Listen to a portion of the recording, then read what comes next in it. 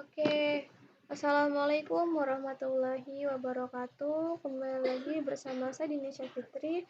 Di sini saya akan menjelaskan tentang apa saja fungsi dari tools-tools atau menu-menu yang ada di OBS ini.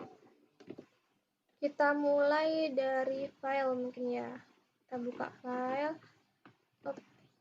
buka file. Di sini ada show recording, itu untuk men-show atau menampakkan tempat kita menyimpan hasil record OBS kita. Ini saya simpannya di local disk D di record OBS. Udah, keluar aja. Itu tempat penyimpanannya. Yang kedua ada remux recording. Remux recording ini kita bisa mengkonversi format file atau video dari format lain, misalkan MKV kita mau ubah ke MP4. Terus yang ketiga setting ini sama dengan yang di sini ya. Coba kita buka, ada beberapa menu, ada banyak menu, ada general, stream, output, audio, video, hotkey.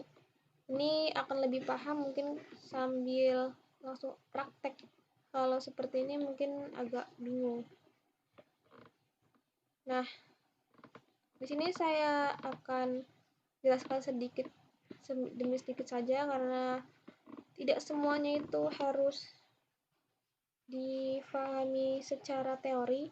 Akan lebih enak apabila secara praktek nanti di video saya yang lain.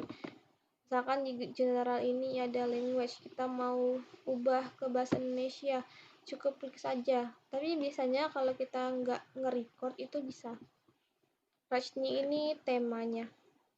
Kalau udah, tinggal di apply dan oke. Mungkin tidak nampak, saya kecilkan, terus move. Nah, ini kalau udah di apply terus di oke. Biasanya OBS-nya minta dikeluarkan dulu baru masuk lagi ke OBS. Nanti temanya udah berubah sesuai yang kita inginkan. Mau yang mana ini? Ada beberapa pilihan. Itu yang general. Kita lanjut lagi yang stream. Stream ini yang service, misalkan kita mau live streaming, mau di YouTube ataupun Facebook, kita tinggal pilih. Misalkan Facebook, servernya default kalau Facebook, dan stream key-nya ini kita dapatkan di Facebook. Nah, kalau mau tahu cara live streaming itu ada di video saya, bisa dicari tutorial live streaming di Facebook. Itu yang stream. Terus kita masuk ke output. Output ini, output mode ada 2 mode, simple dan advance. Kalau yang advance itu disarankan tidak digunakan bagi pemula. Kalau yang pemula kita ambil simple aja. Itu untuk output mode. Adapun tampilan advance dan simple itu bisa dilihat di buku saya. Terus di sini ada format video MP4 ya, disarankan MP4. Di sini tempat penyimpanan video recording. Kalau mau diubah tinggal browse aja seperti biasa. Sini ada audio birat. Ya, kita skip aja. Lanjut ke audio. Nah, audio ini kita lihat yang ini, MC atau auxiliary audio port. Ini ada mikrofon dan stereo, sama aja kayak yang di Zoom. Biasanya di Zoom itu kita punya pilihan beberapa sumber audio. Kalau misalkan mikrofon itu langsung dari kita ke PC tanpa menggunakan alat apapun. Oke, itu untuk yang audio. Terus kita masuk ke video. Video ini ya pengaturan bagaimana resolusi video yang akan kita gunakan. Terus hotkey itu bisa dibilang cara cepat. Nah, ini start streaming. Saya bisa menggunakan keyboard backspace untuk start streaming. Tapi boleh juga langsung ke sini. Boleh juga pakai hotkey yang kita bikin sendiri ini hotkey-nya. Dan terakhir di sini ada advance. Bisa dilihat ada beberapa menu. Ini kita skip aja. Kita beralih ke scene. Scene ini ibaratkan induknya dari source ini. Ya. Scene. Terus ada source. Di source ini ada beberapa menu. Nih ada audio input capture, audio output capture, dan lain. Kalau yang input capture fungsinya untuk menambah audio secara eksternal. Kalau yang audio output capture selanjutnya browser. Browser itu menampilkan live chat saat melakukan streaming. Dan saat misalkan kita mau live streaming di YouTube, nah kita bisa tampilkan tuh live chatnya di sini dengan menu browser. Terus color search itu memberikan warna pada layar background. Misalkan kita pakai background, kita bisa ganti warnanya. Terus display capture itu menampilkan apa yang ada di layar monitor. Nah ini yang ada di layar monitor ini. Inilah yang disebut dengan display capture. Terus image ini untuk menambahkan gambar. Image slideshow fungsinya untuk mengatur gambar yang bergerak. Kalau media source untuk memutar video pada layar. Terus scene sama teks juga untuk menambahkan teks. Kita juga bisa memberikan filter. Misalkan kita mau buat running teks yang bergerak seperti di TV-TV itu kan pada bagian bawah itu ada berita yang teksnya itu bergerak. Kita bisa bikin di OBS. Terus video source itu berfungsi untuk menambahkan atau memutar video dengan playlist. Nah, kalau video capture device itu sama aja kayak kita mau menampilkan wajah kita di OBS ini. Tutorialnya ada di video saya yang lain. Kalau Windows Capture, itu kita bisa membuka, misalkan kita mau presentasi dengan PPT, kita mau pakai Windows Capture. Nah, ini aman kalau kita mau buka WhatsApp atau membuka aplikasi lain, karena yang tampak di layar itu hanya PPT saja, ya, jadi aman. Oke, itu untuk source. Lanjut kita ke yang edit.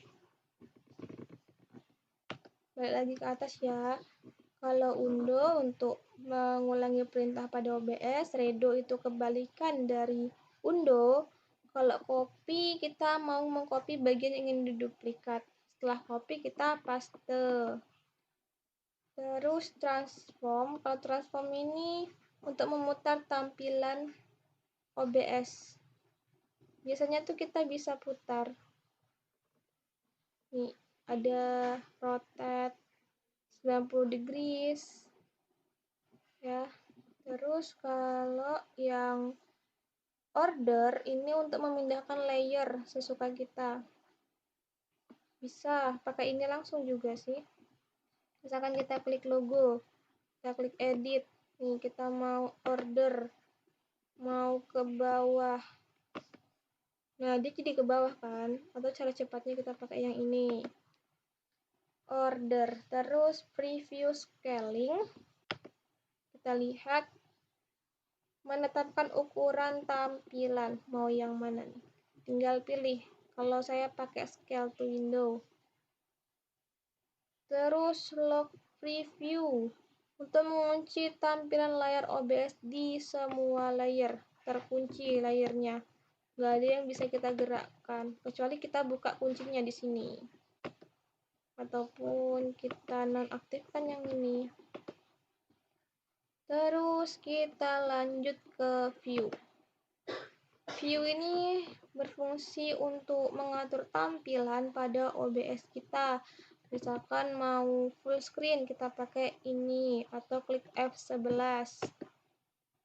Ya, kalau mau keluar ya tinggal klik view, full screen-nya klik lagi, dah dia berubah.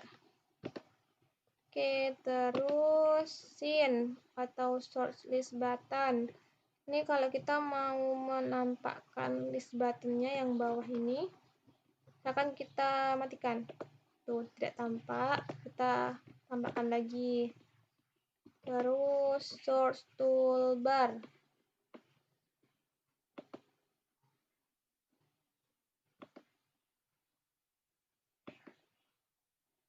Kalau yang source toolbar ini, coba kita matikan. Nah, pada bagian ini, toolbar dari source yang di sini akan hilang kalau kita matikan misalkan judul. Ini toolbar dari source yang judul. Ini kalau display capture, ini toolbar dari display capture. Kita tampakkan saja. Lanjut ke stats. Stats ini berisi status dari OBS. Kita close saja.